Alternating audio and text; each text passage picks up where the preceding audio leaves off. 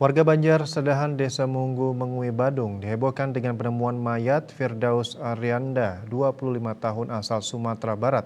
Sebelum meninggal, pria berprofesi sebagai barber atau tukang pangkas rambut ini sempat minum miras di Jalan Pantai 5, Pererenan Pengui.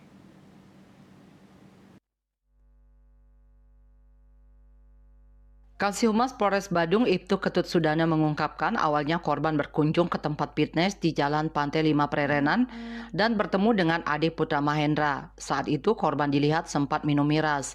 Saat Putra pulang tidak melihat korban di sana. Selanjutnya pukul 5.13 Wita menghubungi korban lewat chat WA, menanyakan posisinya namun tidak ada respon.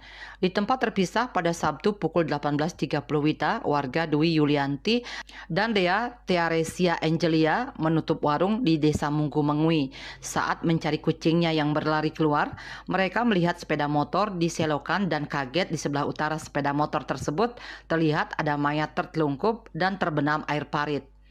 Hasil olah TKP pihak kepolisian, mayat korban ditemukan terbenam di air selokan.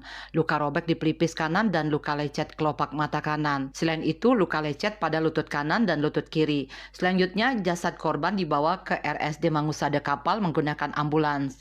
Kertanegara Bali Pos melaporkan.